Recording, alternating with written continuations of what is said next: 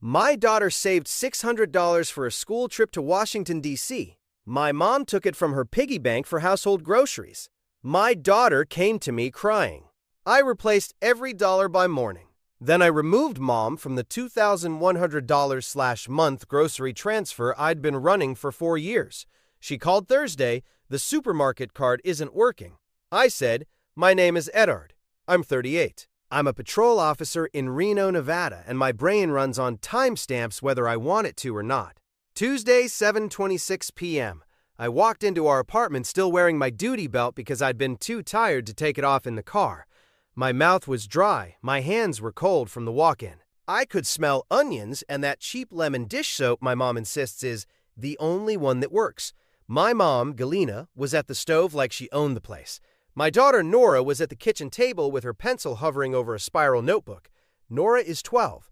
When she's nervous, she writes lists. When she's scared, she writes smaller. "Hey, Dad," she said without looking up. "Hey, kiddo," I said. "Everything okay?" Her pencil stopped. My mom didn't turn around. "She's fine." Nora's throat moved like she swallowed a rock. She stood up fast, chair scraping, and walked straight to her bedroom. Not running, just that stiff, controlled walk kids do when they're trying not to cry in front of a grown-up. I followed her, slower than my instincts. You chase a kid, and they think you're mad at them.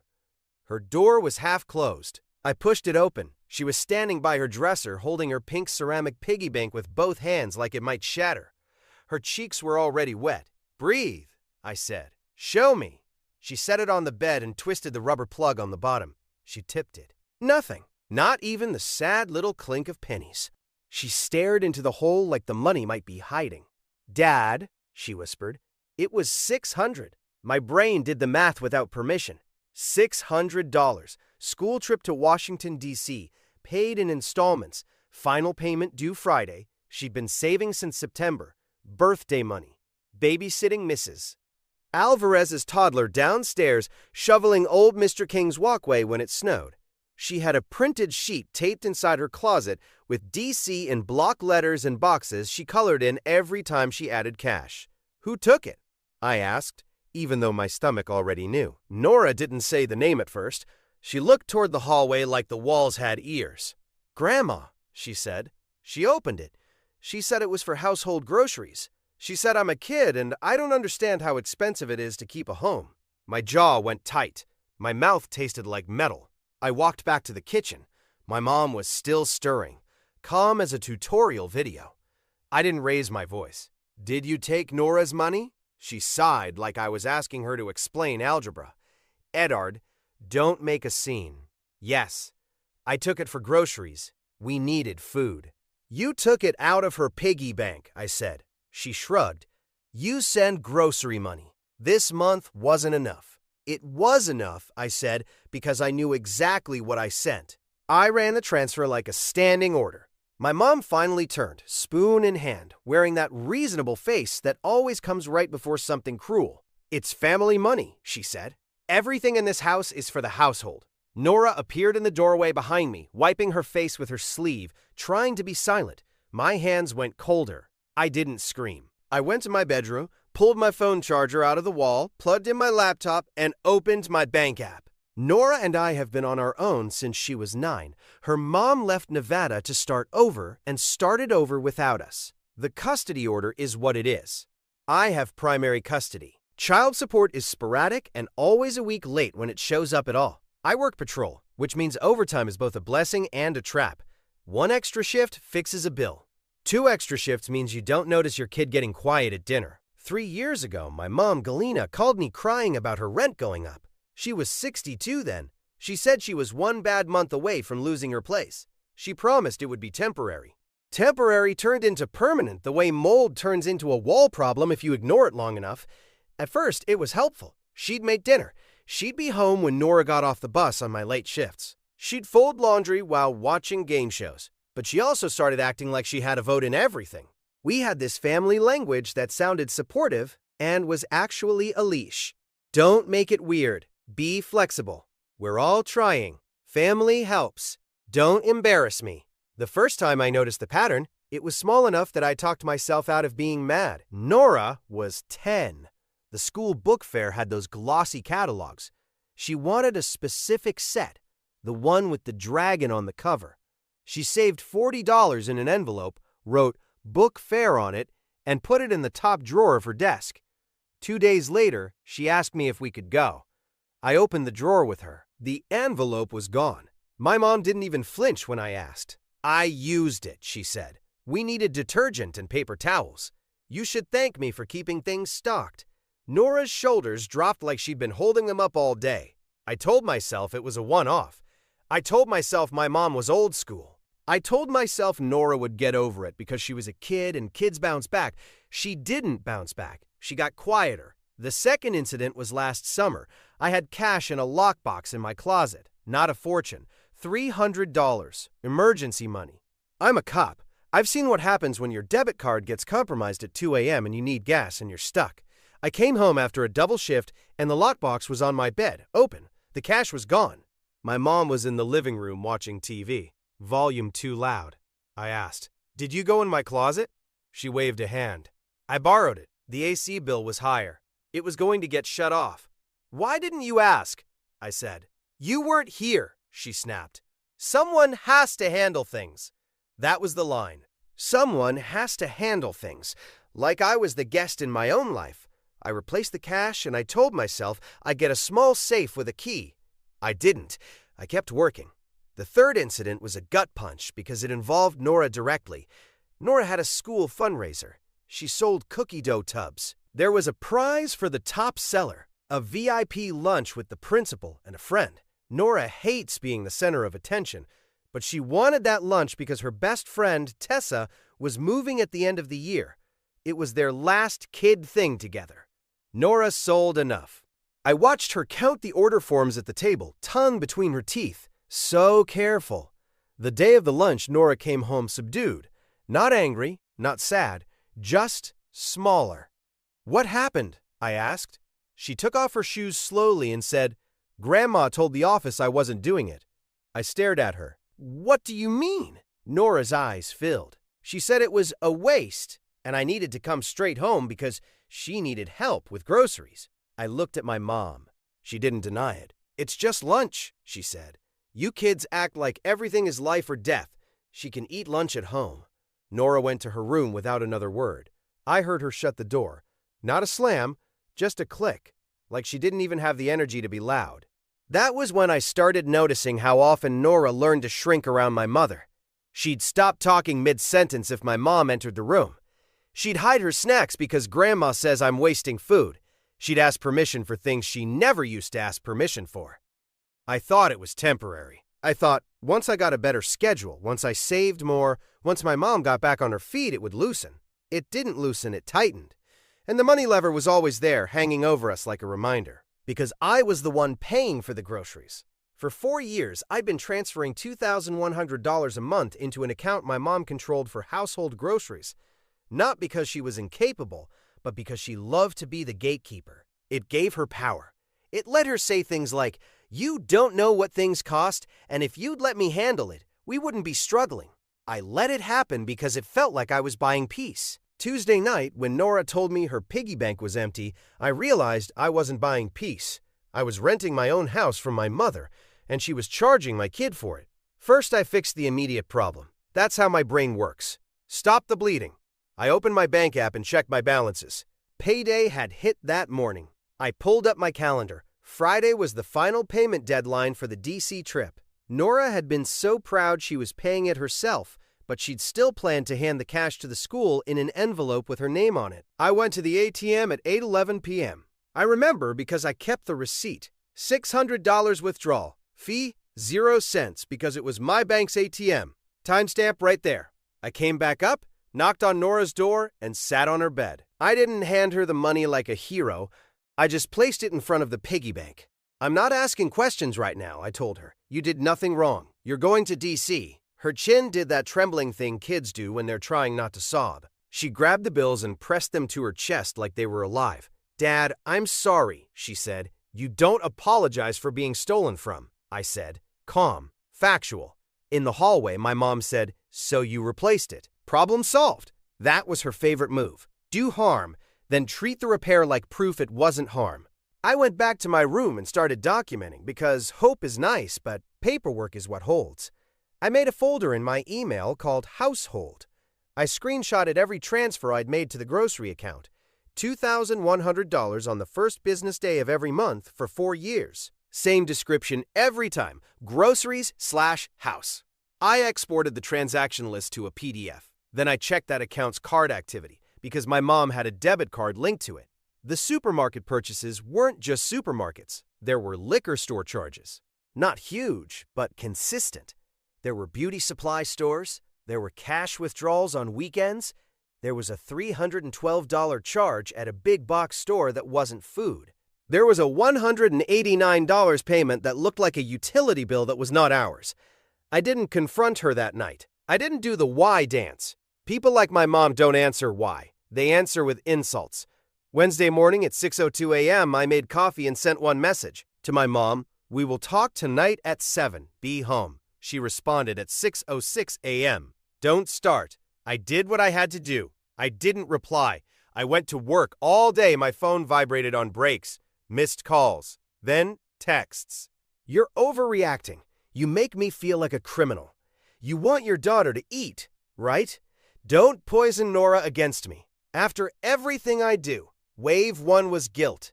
Private pressure. The old script. I didn't engage. I kept screenshots.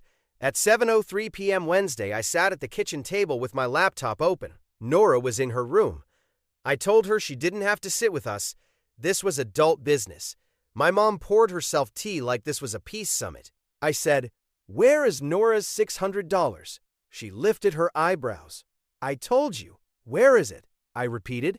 "Cash. Exact location." She made that little laugh. "In the house. It's all in the house." "That's not an answer," I said. "Show me." "I used it," she snapped, "for groceries." "Show me the grocery receipts," I said. She leaned back. "Why are you interrogating me?" "I'm your mother."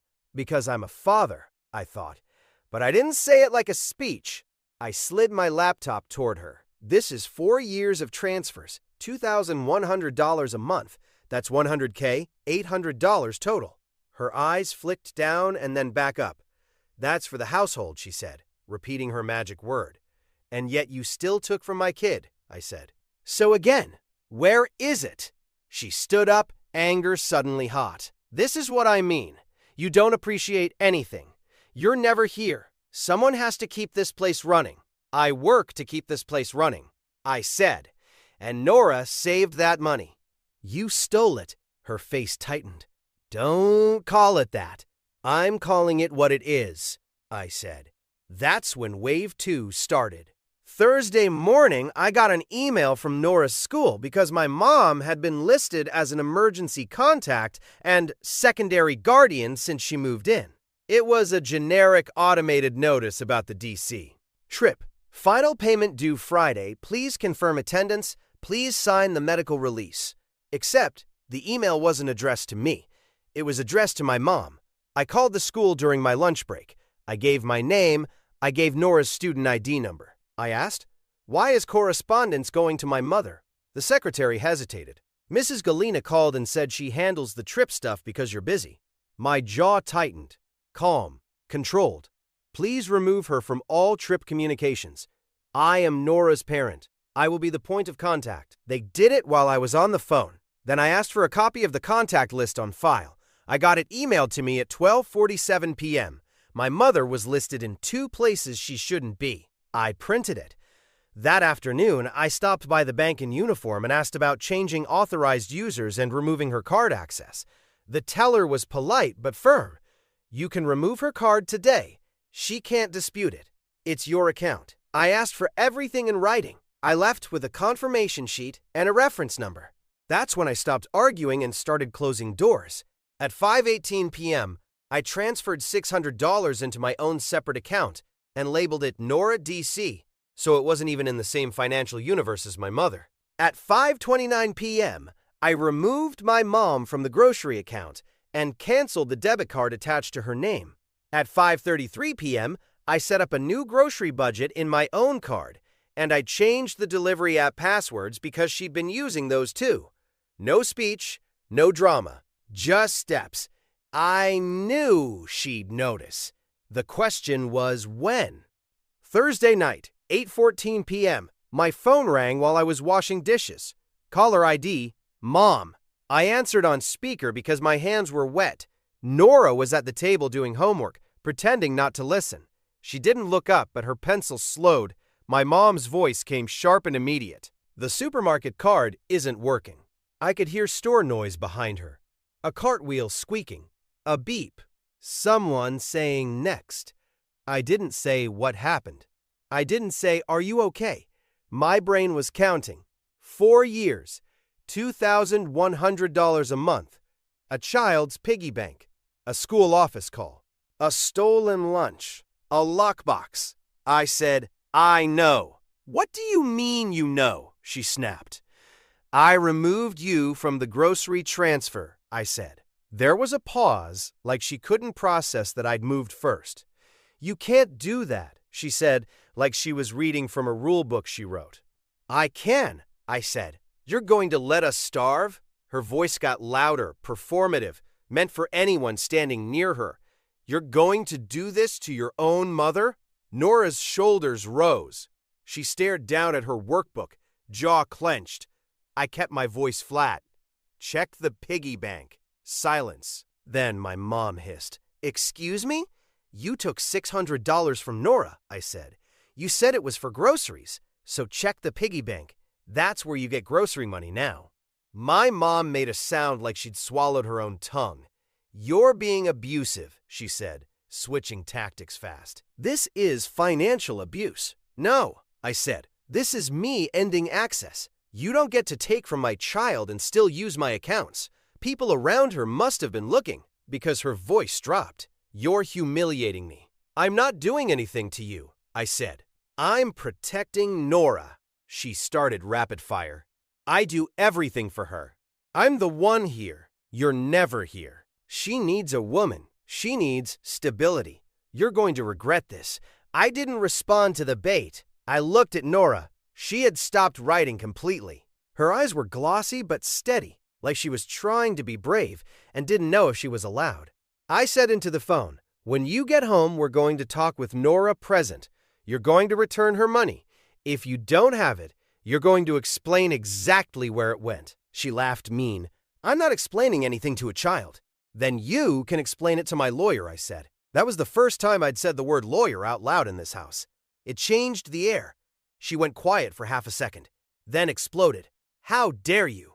After everything, I took you in when you were broke. I raised you. You owe me. I don't owe you my daughter's savings, I said. At 8:22 p.m., she hung up. At 9:07 p.m., she came home and pounded on my bedroom door like she was serving a warrant. Open this door, she yelled. You can't lock me out of a conversation. I opened it because I wasn't afraid, but I didn't step back. I stood in the doorway. Nora was behind me in the hall holding her piggy bank, both hands like she'd decided it was a shield now instead of a target. My mom's eyes landed on Nora and she tried to soften her voice immediately. Sweetheart, you know Grandma didn't mean. Nora cut in, quiet. You took my money. My mom blinked like she couldn't believe the kid had spoken. It was for the house, my mom said. You live here. Nora's voice shook, but she didn't fold. I saved it. You didn't ask. I didn't rescue my mom. I didn't smooth it over. I let her sit in the truth she'd avoided for years. I said one sentence. You are not allowed to touch Nora's property or my accounts again. My mom's face went red. You can't just...